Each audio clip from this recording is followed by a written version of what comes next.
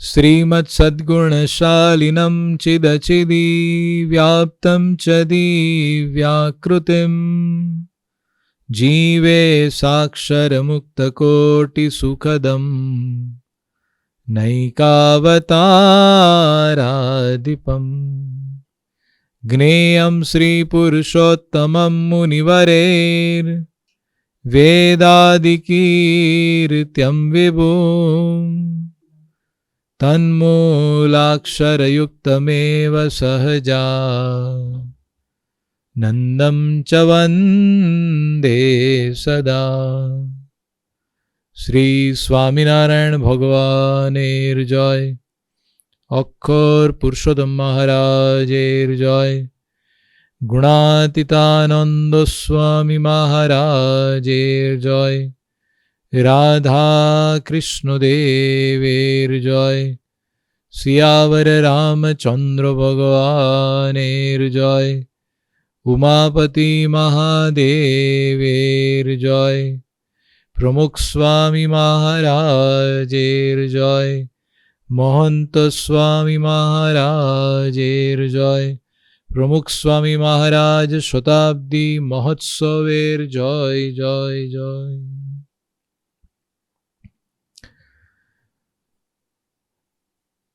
শঙ্করাচার্য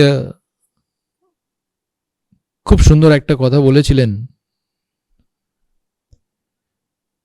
যে জীবনের মধ্যে সবথেকে বড় রোগ হচ্ছে ভবরোগ, জন্ম মরণের রোগ। অনেক রকমের রোগ আছে, ক্যান্সার, টিবি, এইডস, কোভিড, অনেক রকমের রোগ মানুষের মধ্যে আসে। কিছু রোগ এক সপ্তাহের মধ্যে চলে যায়, কিছু রোগ এক মাসের মধ্যে চলে যায়, কিছু রোগ সকালে হলে সন্ধ্যেবেলা চলে যায়, কিছু রোগ সারা জীবন যায় না। মরে যাব তখন সেই রোগটা যাবে। কিন্তু সব থেকে বড় রোগ হচ্ছে জন্ম মরণের রোগ, মরার পরেও যাবে না। জন্ম মরণের রোগ মানে এই আত্মাটা, আমাদের শরীরের মধ্যে যে আত্মা আছে ওকে বারবার জন্ম নিতে হয়। দুটো মানুষের শরীরের মাঝখানে 84 লাখ জন্ম নিতে হয়। আর সব জন্মর মধ্যে অনেক রকমের কষ্ট, দুঃখ সহ্য করতে হয়। অনন্ত জন্ম থেকে এই ভবরোগটা এই আত্মার সঙ্গে লেগে আছে।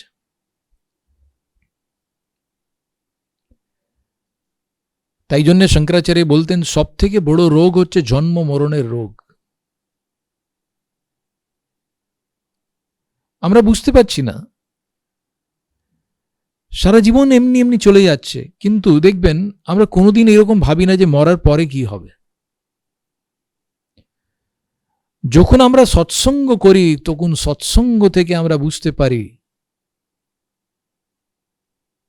যে জীবনের মধ্যে খালি খাওয়া দাওয়া করব,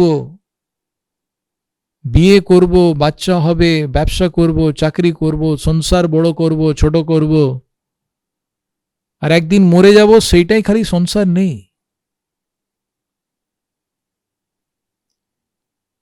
কিন্তু এই মানুষের শরীরের প্রয়োজন আমরা আগেও অনেক প্রবচনের মধ্যে শুনেছি যে আত্মার মুক্তি আমরা এই মানুষের শরীর থেকে করতে পারি, সেইটাই হচ্ছে মানুষের শরীরের প্রধান প্রয়োজন, মুখ্য প্রয়োজন। কিন্তু এই ভবরোগ আমরা এমনি এমনি দূর করতে পারি না, খুব কঠিন আছে। আমাদের জন্ম মরণের রোগ লাগু হয়ে গেছে কারণ একটা ভাইরাস ভেতরে ঢুকে গেছে, সেইটাকে বলা হয় আসক্তি। এই শরীরের মধ্যে, শরীরের সম্বন্ধীর মধ্যে, অনেক রকমের খাওয়া দাওয়ার জিনিসের মধ্যে, দেখার জিনিসের মধ্যে, যাকে আমরা পঞ্চবিষয় বলি, ওর মধ্যে আসক্তি আছে। তাই জন্যে আমাদের এই জন্ম ফিরে নিতে হচ্ছে। শ্রীমদ্ ভাগবতের মধ্যে খুব সুন্দর একটা গল্প শুরুয়াতের মধ্যে আসে, ধুন্ধুকারী আর গোকর্ণের একটা গল্প। ওর বাবা আত্মদেব ছিলেন, ওর ভাগ্যর মধ্যে কোনো বাচ্চা ছিল না। অনেক সাধুদের প্রণাম করেছে, আশীর্বাদ নিয়েছে। সাধুরা বলল যে 7 জন্ম পর্যন্ত তোর মাথায় কোনো বালক নেই, বাচ্চা নেই। কিন্তু একজন বড় সাধুর সম্পর্কে এসেছে, খুব আগ্রহ করেছে। বড় সাধু ওকে একটা আপেল দিল, বলছে এই আপেলটা তোর বউকে খাইয়ে দিবি, সব ভালো হবে, আমরা প্রার্থনা করব কোনো ভালো একটা বাচ্চা হবে। এইদিকে আত্মদেব সে আপেল নিয়ে গিয়ে নিজের বউকে বলছে এই আপেলটা তুমি খেয়ে নাও। এইবারে দেখুন সংসার কিরকম আছে। অনেক দিন ধরে বিয়ে করেছিল, বাচ্চা হচ্ছিল না, কিন্তু ওর বউয়ের মনের মধ্যে বাচ্চা করার ইচ্ছেই ছিল না। আপেলটা দেখে ভাবছে যে যদি বাচ্চা হয় তাহলে তো প্রসূতির অনেক রকমের বেদনা, অনেক রকমের কষ্টটা নিতে হবে, 9 মাস পর্যন্ত অনেক কষ্ট সহ্য করতে হবে, বাচ্চা যখন বাইরে আসবে বাচ্চাকে বড় করতে হবে, এই সব কষ্ট আমি কেন নেব? ওর স্বামীকে বললো ঠিক আছে আপেলটা তুমি চলে যাও, পরে খেয়ে নেব। আর আপেলটা গিয়ে গরু ঘরের মধ্যে গরুকে খাইয়ে দিয়েছে।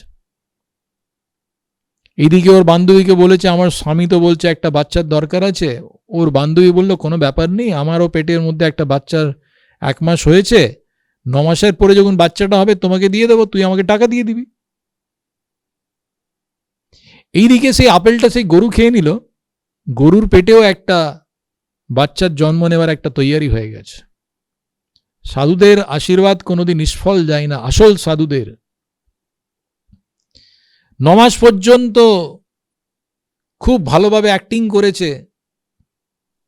বাচ্চার যেদিন জন্ম হলো ওর বান্ধবী বাচ্চা দিয়ে গেছে, টাকা নিয়ে গেছে, আর এইদিকে গরুর পেটের মধ্যে একটা বাচ্চার জন্ম হয়েছে।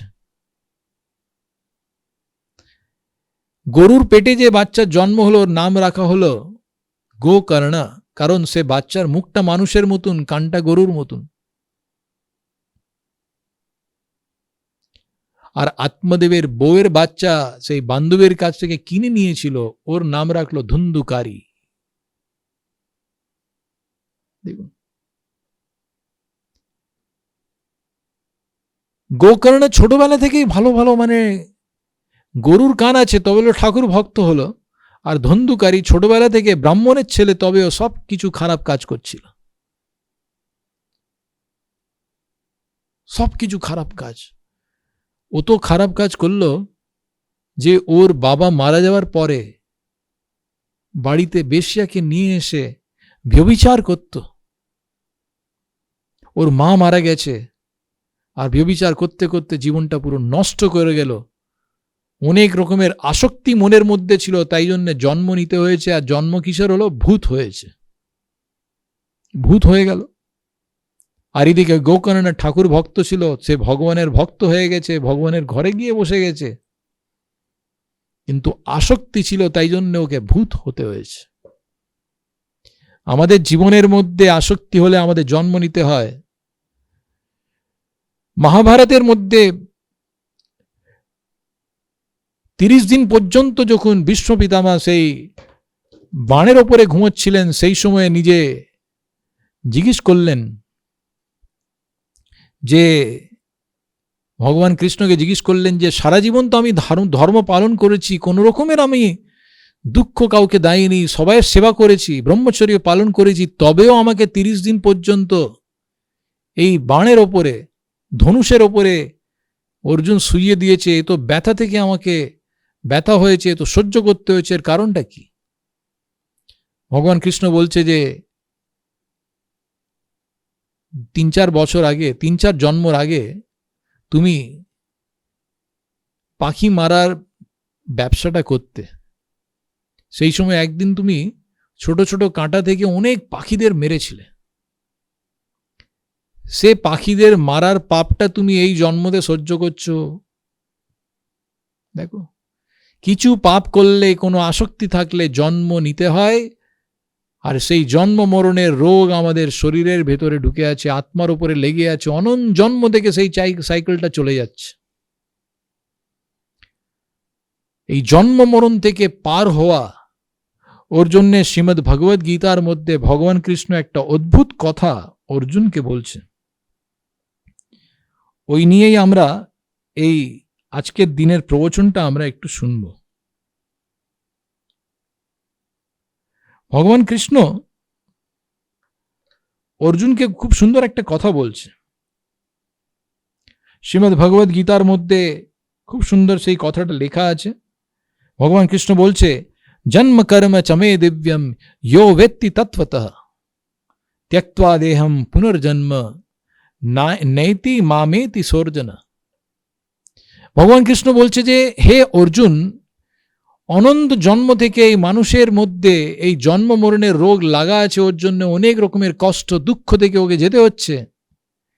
কিন্তু জন্ম কর্ম চমে দিব্যম ইয়ো বেত্তি তত্ত্বতঃ, যে ঠাকুরের জন্ম আর কর্ম, যে আমার জন্ম আর কর্ম মানে ভগবান কৃষ্ণর জন্ম আর কর্ম যে দিব্য মানবে, তাকে আর কোনোদিন জন্ম নিতে হবে না। ভগবানের মধ্যে পরম দিব্য ভাব, ভগবানের মানুষ চরিত্রর মধ্যেও দিব্য ভাব, মানসিক লীলার মধ্যে দিব্য লীলার একটা ভাব। ভগবান কৃষ্ণ বলছে এইরকম ভাব থাকলে আমরাও জন্ম মরণ থেকে দূর হয়ে যাব।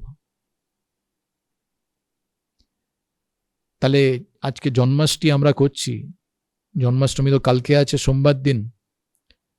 সুবিধের জন্য আমরা আজকে একটু সভাতে জন্মাষ্টমীর ওপরে করলাম। সারা বিশ্বর মধ্যে ভগবান শ্রীরাম আর ভগবান শ্রীকৃষ্ণর জন্মদিন খুব সুন্দরভাবে কোটি কোটি লোকেরা মানায়, কোটি কোটি লোকেরা মানায়। কিন্তু সব থেকে বড় জন্মদিনের উপহার, জন্মদিনের গিফট হচ্ছে ভগবানের প্রতি দিব্য ভাব। ভগবান যা কিছু চরিত্র করেছে, সেই চরিত্র দিব্য চরিত্র আছে, এই ভাবনাটা যদি আমাদের হৃদয়ের ভেতরে আসে, তাহলে ভগবানের মধ্যে আমাদের ভালোবাসাটা বেড়ে যায়, ভগবানের সঙ্গে আমাদের ভালোবাসার সঙ্গে আনন্দ বেড়ে যায়। আর আজকে এই বিশ্বর মধ্যে একটা গভীর পরিস্থিতি এসে দাঁড়িয়েছে। যদি আমরা হিন্দুরা নিজে আমাদের ঠাকুরের দিব্য চরিত্র যদি গান না করি, দিব্য চরিত্র নিজের ছেলে মেয়েদের যদি না বোঝায়, তাহলে এইরকম একটা সাইবার ওয়ার চলছে।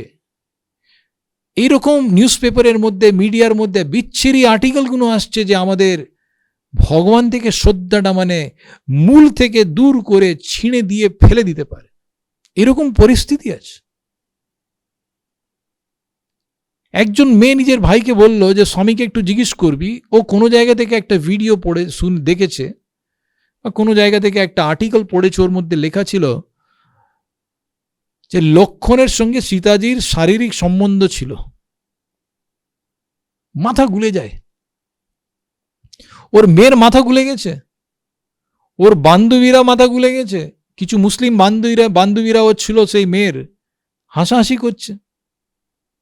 ভগবানের চরিত্রর মধ্যে সন্দেহ করা, এরকম অনেক আর্টিকেল গুগলের মধ্যে ঘুরছে। কি করে আমাদের হিন্দু ধর্মে থেকে শ্রদ্ধাটা আমাদের ছেলে মেয়েদের উঠে চলে যায়। ওই ছেলেটাকে আমি বললাম, তোর বোনকে বলবি, মা সীতাকে যখন তুলে নিয়ে যাচ্ছিল রাবণ, সেই সময় আকাশ থেকে সীতাজি নিজের গয়নাগুলো নিচে ফেলে দিয়েছে। রাম ভগবান যখন যে গয়নাগুলো পেলেন, সেই গয়নাগুলো ভেরিফাই করার জন্যে লক্ষণের কাছে এসে বলছে, তুই দেখ তো এটা তোর বৌদির গয়নাগুলো তো। লক্ষণ গলার হাত দেখে চিনতে পারিনি, কানের দুল চিনতে পারিনি, হাতের বালাগুলো চিনতে পারিনি, কোমরের কোমরবন্ধ চিনতে পারিনি, বাজুবন্ধ চিনতে পারিনি। কিন্তু নূপুরের যখন দর্শন করল, বলছে এই নূপুর সীতাজির আছে। শ্রীরাম বললেন যে তুমি কেন নূপুর চিনতে পারলে, আর কিছু চিনতে পারলেন না? বলছে ঠাকুর, আমি 12 বছর ধরে রোজ সকালে যখন সীতাজির দর্শন করতে যাই, তখন ওর পায়ে পড়ে প্রণাম করি, তখন নূপুরের দর্শন করি। নূপুরের ওপরে এই 12 বছর হয়ে গেছে সীতাজিকে কোনোদিন দেখিনি। আমি সীতাজিকে দেখিনি, কোনো স্ত্রীকে দেখিনি। কেন দেখুনি? সীতাজি তো একটা স্ত্রী আছে, ওকে দেখলে মনে হয় যে আমার বউ আমাকে মনে পড়তে পারে, আমার বউ যদি মনে পড়ে যায় তাহলে হতে পারে যে আপনার সেবার মধ্যে আপত্তি আসতে পারে। কিরকমের আদর্শ দেখুন। লক্ষণ 12 বছর 14 বছর নেই, কিন্তু রামায়ণের মধ্যে আসছে যখন সীতাজি 2 বছর অযোধ্যা থেকে যখন ওকে জঙ্গলের মধ্যে ভগবান শ্রীরাম পাঠিয়ে দিয়েছে, সেই সময়ে লক্ষণজি সীতাজির মুখটা দেখতো না। কিরকমের একটা ব্রহ্মচর্য পালন করার একটা ভাবনাটা। আর সেই লক্ষণের ব্যাপারে এইরকম বিচ্ছিরি আর্টিকেল লোকেরা লেখে, যাকে আমরা একটা শব্দতে বলতে পারি অসুর। তাহলে এবারে বাবা মা আর আমাদের সবাইদের একটা দায়িত্ব, বাড়িতে ভগবানের দিব্য চরিত্রর গান করবেন, তাহলেই ভগবানের মধ্যে একটা শ্রদ্ধাটা আমাদের বাড়বে।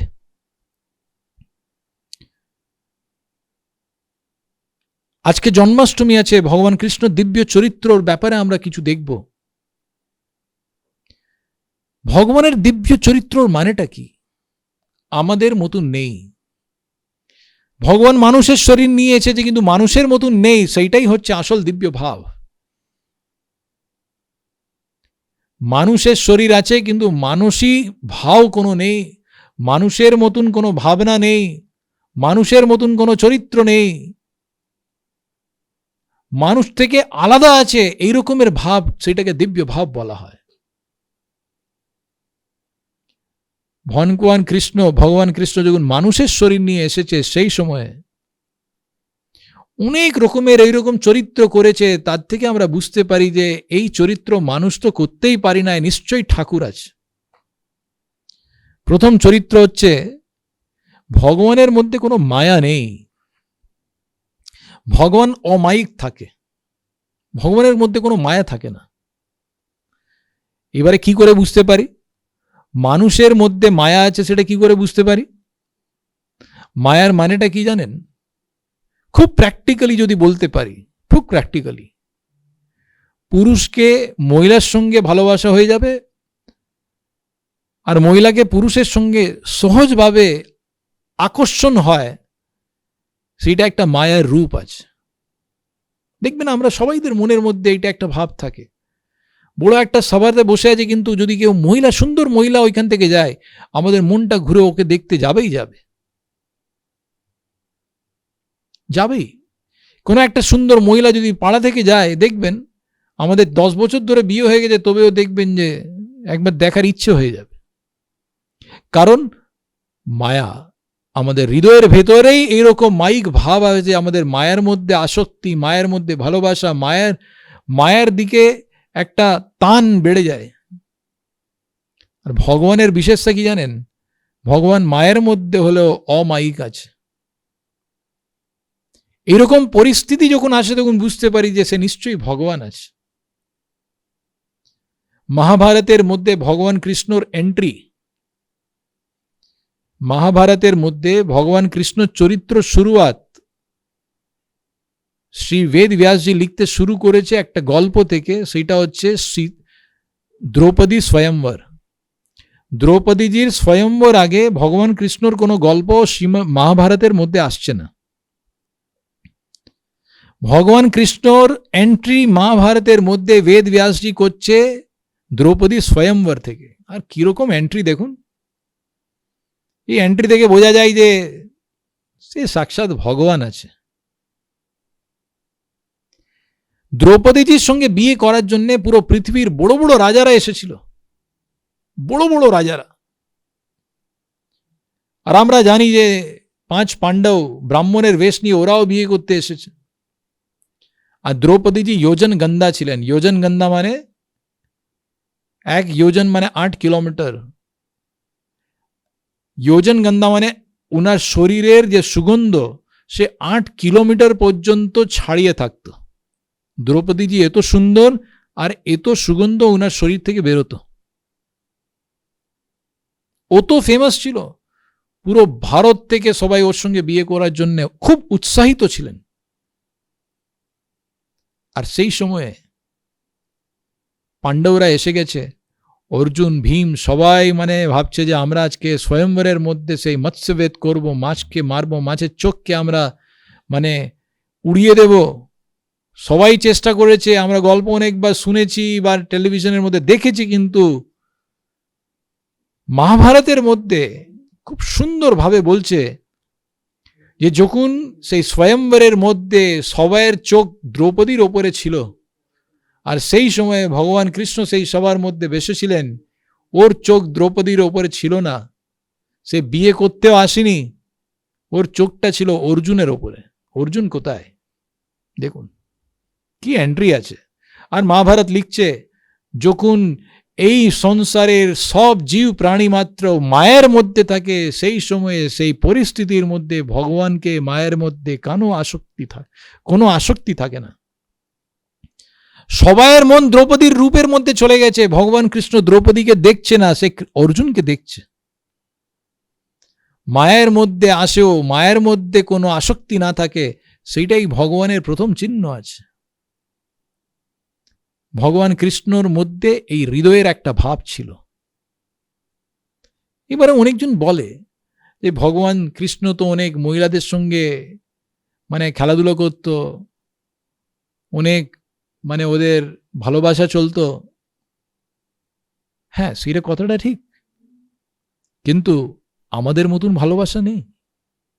কোনোদিন ভগবানের মধ্যে নিজের মতন ভাবনাটা নিয়ে আসবেন না, মনে রাখবেন। আমরা একটা মেয়ের সঙ্গে ভালোবাসা করি আর ভগবান কৃষ্ণ ভালোবাসা করি, যে জমিন আর আসমানের একটা তফাৎ, জমিন আসমান।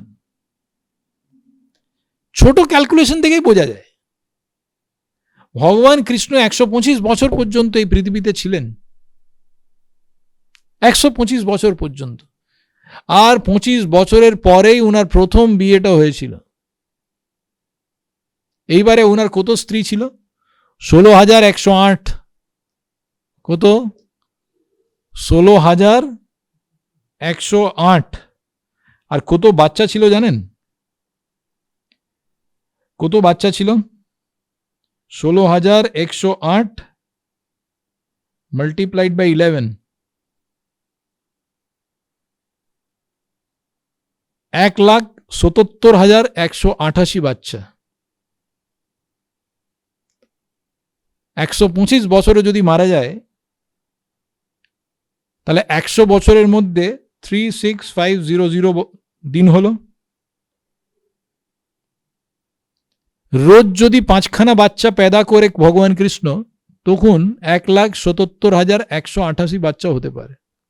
তাহলে কি সারা জীবন ভগবান কৃষ্ণ এই কাজ করেছে? সেটাই দেখাচ্ছে ভগবানের চরিত্র দিব্য আছে। আরে আমরা একটা স্ত্রীকে আমরা মানে সামলাতে পারি না, 16,108কে কিরকম ভাবে সামলেছে সেটাই তো বোঝাচ্ছে উনি ভগবান ছিলেন। 16,108 স্ত্রী, সে একটা গন্ধর্ব ছিলেন, উনি অপ্সরা ছিলেন। বহুকাল পর্যন্ত ঠাকুরের আরাধনা করে মনের মধ্যে একটাই বর ঠাকুরের কাছে চেয়েছে যে ভগবান কৃষ্ণ আমাদের স্বামী হয়। আর তাই জন্যে ভগবান কৃষ্ণ ওকে নিজের বউ বানিয়েছিলেন। কিন্তু সব স্ত্রীর সঙ্গে অনন্ত রূপ নিয়ে উনি থাকতেন। ভগবানের চরিত্র সব দিব্য আছে, আমাদের মতন চরিত্র নেই। ভগবানের কোন রকমের মহিলাদের সঙ্গে আসক্তি ছিল না, জানেন? আরে মহিলারা জানতো, গোপীরা জানতো যে ভগবান কৃষ্ণর কোনো শরীরের ভাবই নেই, শরীরের ভাব নেই। তাহলে ভগবানের সেইটাই একটা দিব্য চরিত্র আছে।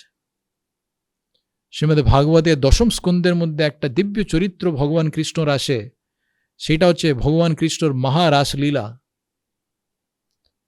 গোকুল গ্রামের সব মহিলারা, গোপীরা মনের মধ্যে একটা সংকল্প করেছিলেন যে আমরা ভগবান কৃষ্ণকে স্বামী বানাতে চাই।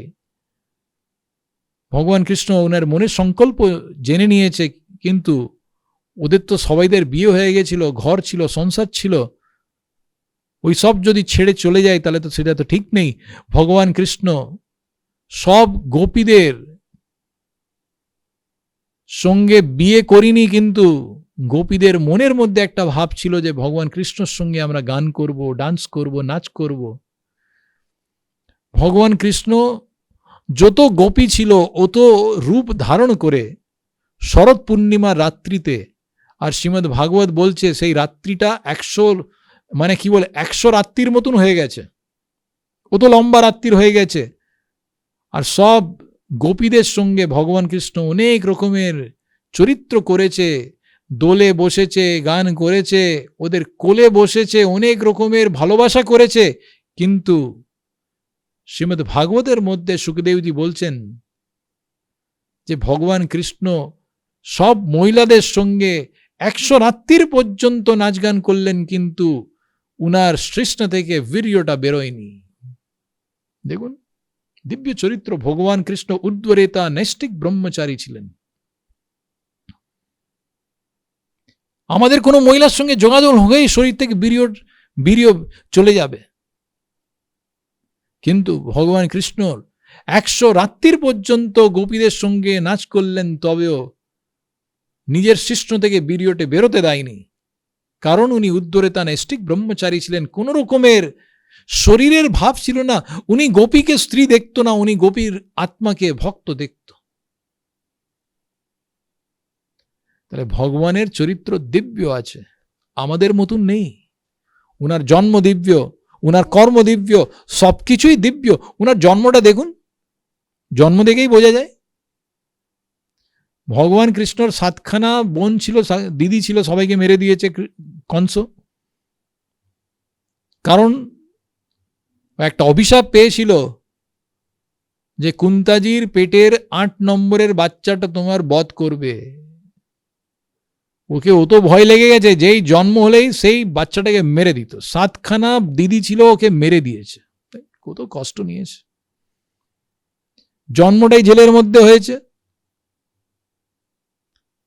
কিন্তু কিরকম দিব্য চরিত্র দেখুন। জন্ম হলো, আর ভগবান কৃষ্ণর খালি জন্ম হয়েছে আর দ্বার খুলে গেছে। দ্বার খুলে গেছে আর সবাই ঘুমিয়ে গেল। সেটাও একটা আশ্চর্যের ব্যাপার। কংস আসবে ওর আগে মথুরা থেকে। উনার বাবা ভগবান কৃষ্ণকে নিয়ে গেছে মথুরা থেকে, গোকুল থেকে মথুরা নিয়ে গেলেন, মথুরা থেকে গোকুল নিয়ে গেলেন, আর যশোদা মার কোলের মধ্যে বাচ্চাটা দিয়ে দিয়েছে। দেখুন জন্ম থেকে দিব্যতা। আজকে একটা বাচ্চার যদি জন্ম হয়, তাহলে কি সবকিছু অটোমেটিক্যালি হয়ে যায়? কিন্তু ভগবান কৃষ্ণর বাচ্চার জন্ম হয়েছে আর দ্বারপাল দ্বার খুলে দিয়েছে, ঘুমিয়ে গেছে। ভগবান যখন এই পৃথিবীতে আসে, উনার চরিত্রগুলো দিব্য থাকে, সাধারণ বালক থাকে না, সাধারণ বালক থাকে না, সাধারণ যুবক থাকে না। ভগবান স্বামীনারায়ণ এরকম দিব্য ছিলেন। যখন উনি ছোট ছিলেন, উনার নাম ছিল ঘনশ্যাম। উনার গ্রামের মধ্যে একটা কালীদত্ত করে একজন রাক্ষস, রাক্ষস না মানে এরকম মানে দুরাচার প্রবৃত্তি করতো, এরকম একটা অভিচার প্রবৃত্তি করতো, এরকম একজন লোক ঘনশ্যামের বাবার সঙ্গে একটু ক্ষুণ্ণ ছিলেন। ঘনশ্যামকে মারার জন্য আসলেন। একটা 6 মাসের বাচ্চা, ওকে মারতে পারিনি। পুরো একটা গাছটা তুলে ওর ওপরে ফেলতে গেছে, সেই গাছটাই ভগবানের কৃপা থেকে ওর ওপরেই পড়েছে, ওই মারা গেছে। দিব্য চরিত্র। ভগবান যখন এই পৃথিবীতে আসে তখন আমাদের মতন থাকে না।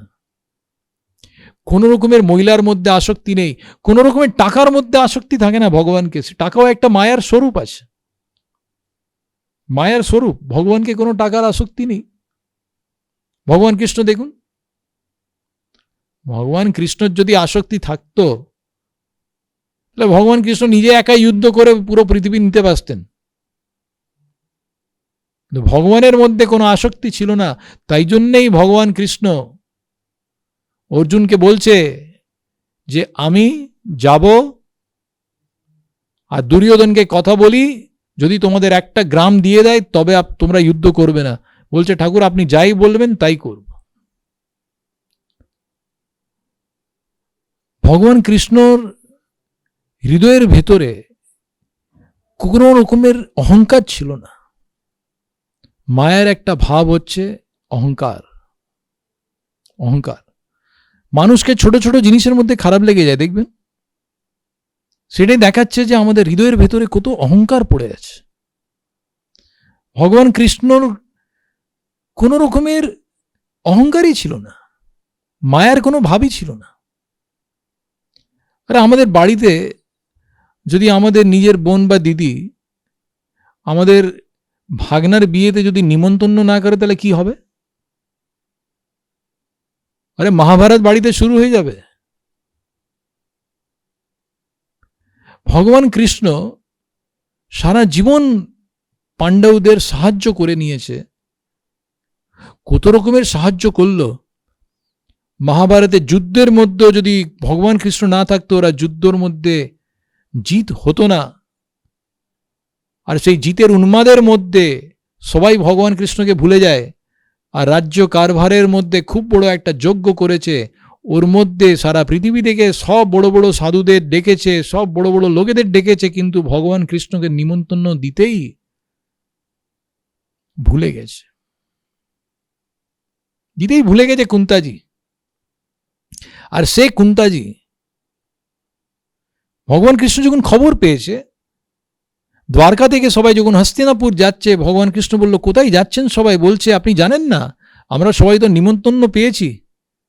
মা কুন্তাজি নিজের হাতে চিঠি লিখে পাঠিয়েছে, আমরা সবাই যাচ্ছি। ভগবান কৃষ্ণ নিজের হোয়াটসঅ্যাপে গিয়ে একটু চেক করলো, নিজের পোস্ট বক্সে গিয়ে একটু চেক করলো, নিজের ইমেলে গিয়ে একটু চেক করেছে, কোনো রকমের নিমন্ত্রণ মা কুন্তাজি পাঠায়নি। আমাদের সঙ্গে যদি এরকম হতো, এইবারে দেখছি কিরকম সাহায্য করব। সারা জীবন এত কষ্ট নিলাম, সারা জীবন এত সাহায্য করলাম, আর নিজের বাড়ির একটা ভালো একটা অনুষ্ঠানের মধ্যে আমাকে নিমন্ত্রণ দিতে ভুলে গেছে। ব্যাস, এই ঝগড়াঝাটি স্টার্ট। ভগবান কৃষ্ণ কিছু খারাপ লাগেনি, সবাইকে বললো ঠিক আছে আমিও কালকে আসছি। একজন বলল, নিমন্ত্রণ আপনাকে দেয়নি? আরে এর মধ্যে নিমন্ত্রণর কি দরকার, আমি তো ঘরের একটা লোক। ভগবান কৃষ্ণ পৌঁছে গেছে, নিমন্ত্রণতে পৌঁছে গেছে। মা কুন্তাজি ভগবান কৃষ্ণকে দেখে দুঃখিত হয়ে গেছে আর প্রার্থনা করেছে যে সারা জীবন যখন আমরা দুঃখে ছিলাম, সেই সময়ে কৃষ্ণ তুমি আমাদের অনেক সাহায্য করেছ। আমাদের আনন্দ, আমাদের সুখের মধ্যে আমরা আপনাকে ভুলে গেলাম। মানে হে কৃষ্ণ, সারা জীবন আমি একটাই প্রার্থনা আপনাকে করছি, বারবার একটাই প্রার্থনা আপনাকে করছি যে জন্ম জন্ম পর্যন্ত আমাকে দুঃখ দেবেন, কারণ দুঃখর মধ্যে আমি আপনাকে মনে করতে পেরেছি। আমার জীবনে কোনো আনন্দ সুখ দেবে না। যেই আনন্দ থেকে আপনাকে ভুলে যাই, সে আনন্দের কোনো মানেই নেই। আমাদের দেখুন, ভালো কাজ, ভালো ব্যবসা, ভালো বাড়ি হলেই ভগবানকে ভুলে যায়। হিন্দুদের মনের মধ্যে একটা বিষ ঢুকে গেছে মাথায়, কি জানেন? অনেকদিন হয়েছে, চলুন একটু ঘুরে আসি। মন্দিরও একটা ঘোরার জায়গা হয়ে গেছে, মন্দিরে যাব, ঠাকুরের দর্শন করব, সাধুসঙ্গ করব, দুটো ভালো কথা শুনবো, সেই ভাবনাটাই বেরিয়ে গেল। মন্দিরও একটা ঘোরার জায়গা, মন্দিরে গিয়ে খালি ঘুগনি খাবো, ঢোকলা খাবো, ব্যাস ঘুরে ঘুরে করে ছেলেরা আসবে, একটু মেয়ে দেখবে, চলে যাবে। ভগবান কৃষ্ণ কে কুন্তাজি বলছে, আমার জীবনে অত দুঃখ দেবেন ঠাকুর, দুঃখর সময় আমি আপনাকে মনে করতে পারছি। কিন্তু ভগবান কৃষ্ণ বলেছে, আমায় কিছুই দুঃখ লাগেনি, আমি তো এখানে একটা বাড়ির আত্মীয় অনুযায়ী এসেছি, আমি এখানে সব সেবা করব। আর ভগবান কৃষ্ণ সেই যজ্ঞর মধ্যে সাধুদের পা ধোয়ার সেবা করেছে। সাধুরা যখন খেয়ে নেবে, সাধুদের সব মানে পাত্রগুলো সব তুলবে, ওইখানে পরিষ্কার করবে, সেই সেবাটা ভগবান কৃষ্ণ ধরে নিল, কারণ ওনার মনের মধ্যে কোনো অহংকার ছিল না। যার হৃদয়ের ভেতরে কোনো অহংকার থাকে না, তাকে ঠাকুর বলা হয়। মানে ভগবানের মধ্যে কোনো মায়াই নেই, কোনো রকমের আসক্তি নেই, খাওয়া দাওয়ার কোনো আসক্তি নেই, ধনের কোনো আসক্তি নেই। উনার সম্পর্কে যারা আসতো সবাইকে শান্তির অনুভব হতো। উনার সম্পর্কে যারা আসতো ওরা সবাই ভগবানের মধ্যে আকর্ষিত হয়ে যেত। সেটাই দেখাচ্ছে ভগবান কৃষ্ণর চরিত্রগুলো, দিব্য চরিত্র। আর মহাভারতের মধ্যে তো খুব সুন্দর একটা গল্প আসে, যখন পাণ্ডবের সেই অভিমন্যু মারা গেছে, সেই সময়ে খুব রাগ ধরে গেছে অর্জুনকে, যে অভিমন্যুকে যারা মেরেছে সবাইকে আমি মেরে দেব, আর ভেবেছে যে দ্রোণাচার্যকে আমি কালকে মেরে দেব, দ্রোণাচার্য তো কোনো রকমের মারা যাবে না। ভগবান কৃষ্ণ বলেছে দ্রোণাচার্যকে নিজের ছেলে অশ্বত্থামার মধ্যে খুব ভালোবাসা আছে, তুই এইরকম বলবি যে অশ্বত্থামা মারা গেছে, সেই খবর পেয়েই দ্রোণাচার্য মারা যাবে। আর যুধিষ্ঠির কথাটা বলল, কারণ যুধিষ্ঠির কথাটা ওইটাই খালি সেই সত্য মানত। তাহলে যুধিষ্ঠিরের কথা শুনে যুধিষ্ঠির বলল যে অশ্বত্থামা মারা গেছে, কিন্তু জানি না হাতি আছে বা মানুষ আছে। সেই কথাটা লাস্টে একদম সাইলেন্টে বলেছে, কিন্তু জোর করে কি বলল, অশ্বত্থামা মারা গেছে। এই খবরটা যখন দ্রোণাচার্য পেয়েছে, সোজা হার্ট ফেল, ওইখানেই মারা গেল। নিজের ছেলের সঙ্গে কত ভালোবাসা দেখুন। সেই অশ্বত্থামা যখন খবর পেয়ে গিয়েছে মিথ্যে কথা বলে আমার বাবাকে মারা হয়েছে, সেও যুদ্ধর মধ্যে রুলটা ভেঙেছে। কি রুল ভাঙলো? রুলের কোনো মহিলার ওপরে অস্ত্র চালানো উচিত নেই, কিন্তু এইদিকে পাণ্ডবের একটাই অংশ ছিল, অভিমন্যুর বউ উত্তরার পেটের মধ্যে পাণ্ডবের বংশ এখনো বেঁচে ছিল। পরীক্ষিতর জন্ম হবে তৈয়ারি ছিল, 2 মাসের পরে জন্ম হবে, 7 মাস হয়ে গেছে, পেটে বাচ্চা আছে। অশ্বত্থামা রাত্রিরে যখন ঘুমোচ্ছিল সেই সময় পাণ্ডবের 5টে বাচ্চাকে মেরে দিয়েছে। খালি উত্তরার পেটের মধ্যে পরীক্ষিতের একটা জন্ম হবে। অশ্বত্থামা অত রেগে যায় যে ব্রহ্মাস্ত্র ফেলে দিয়েছে অশ্বত্থামার সেই উত্তরার উপরে। ব্রহ্মাস্ত্র মানে আজকের শব্দতে যদি বলতে পারি নিউক্লিয়ার বম, এইরকম একটা অস্ত্র ফেলেছে। এইরকম অস্ত্র ফেলেছে যে ওর গরমি এইরকম যে পেটের মধ্যেই বাচ্চাটা মারা যাবে। উত্তরার পেটের মধ্যেই বাচ্চাটা মারা গেছে। যেই এই খবর পাণ্ডবরা পেয়েছে সবাই খুব দুঃখিত হয়ে গেছে। ভগবান কৃষ্ণ বলছে যে মৃত্যু তো আমার হাতে আছে, কি করে মারতে পারে দেখছি আমি। আর ভগবান কৃষ্ণ এখানে পৌঁছেছে, উত্তরা ঘুমোচ্ছিল, আর সেই সময় ভগবান কৃষ্ণ হাতের মধ্যে জল নিয়েছে। জল হাতে নিয়ে প্রতিজ্ঞা করেছে যে যদি আমি বাল ব্রহ্মচারী থাকি তাহলে উত্তরার পেটের বাচ্চা ফিরে জীবিত হয়ে যায়। যদি আমি যুদ্ধভূমি থেকে কোনোদিন যদি পালাইনি, তবে উত্তরার পেটে যে বাচ্চা আছে সে ফিরে জীবিত হয়ে যায়। যদি আমি কোনোদিন কোনো মিথ্যে কথা বলিনি, তবে উত্তরার পেটের বাচ্চাটা জীবিত হয়ে যায়। যদি আমি কোনোদিন কোনো ছল করিনি, তাহলে উত্তরার পেটের বাচ্চাটা জীবিত হয়। এবারে ভাবুন, ভগবান কৃষ্ণ বালব্রহ্মচারী ছিলেন, 16,108 রানীর সঙ্গে বিয়ে করেছিলেন, আর সবাইকে 11 ছেলে ছিল, 10টা ছেলে 1টা মেয়ে। কি করে ব্রহ্মচারী হতে পারে? আর বালব্রহ্মচারী? ভগবান কৃষ্ণ যুদ্ধর ভূমি থেকে পালিয়েছিলেন। যখন জরাসন্ধের সঙ্গে যুদ্ধ হচ্ছিল সেই সময়ে 11 বার না 17 বার ভগবান কৃষ্ণ পালিয়েছে। 17 বার যুদ্ধ থেকে পালিয়েছিলেন। ভগবান কৃষ্ণ বলছে যে আমি যদি কোনোদিন ছল করে না থাকি, ছল করেই কতজনকে ধ্বংস করিয়েছে, কিন্তু হাতে প্রতিজ্ঞা করে যে যদি আমি কোনোদিন এরকম কিছুই না যদি করে থাকি, উত্তরার পেটের বাচ্চাটার জন্ম জীবিত হয়। আর আপনাকে আশ্চর্য হবে, বাচ্চাটা জীবিত হয়েছে। ভগবান যা করছে আর আমরা যা করছি ওর মধ্যে অনেক তফাৎ। ভগবান যা কিছু করছে আমরা বুঝতে পারছি না, কিন্তু সবকিছুই দিব্য আছে, সবকিছুই দিব্য। একটু ভালোভাবে বুঝলেই আমরা বুঝতে পারি যে ভগবান ছাড়া এরকম কেউ করতেই পারে না। 17 বার যুদ্ধ থেকে কেন পালিয়েছিলেন জানেন? ভগবান কৃষ্ণ ভয় থেকে পালাইনি। যে ভয় থেকে পালিয়েছে ওকেই পালানো বলা হয়। ভগবান কৃষ্ণ তো একটা যুক্তি করেছিলেন, কারণ একবার মারা গেলে সারা পৃথিবীর সব অসুরকে নিয়ে ফিরে সে যুদ্ধ করতে কালী যেমন ফিরে আসতো, আর সবাইকে ধ্বংস করে ভগবান কৃষ্ণ ওকে ছেড়ে পালিয়ে যেত। সে ফিরে সারা পৃথিবীর সব অসুরকে নিয়ে ফিরে যুদ্ধ করতে আসতো। 17 বার সারা পৃথিবীর অসুরকে নিয়ে যখন যুদ্ধ করতে এসেছে, সারা পৃথিবীর অসুরকে ধ্বংস করে দিয়েছে ভগবান কৃষ্ণ নিজের একার হাতে। এটা হচ্ছে ভগবানের চরিত্র। উনি কোনো ভয় থেকে পালাইনি, কালিয়াওয়ানকে ছেড়েছিল, কারণ ভগবান কৃষ্ণ জানতেন যে সব ওষুধদের ধরে তো ওই নিয়ে আসবে, আমি কেন খুঁজতে যাব। ভগবান এই দুর্যোধনের সঙ্গে, ধৃতরাষ্ট্রের সঙ্গে, দ্রোণাচার্যের সঙ্গে, ভীষ্ম পিতামহের সঙ্গে ছল করেছে, মিথ্যে কথা বলেছে, কারণ শাস্ত্রের মধ্যে লেখা আছে যে অধর্মের সঙ্গে থাকে ওর সঙ্গে ছল করা, সেটাও একটা ধর্ম আছে।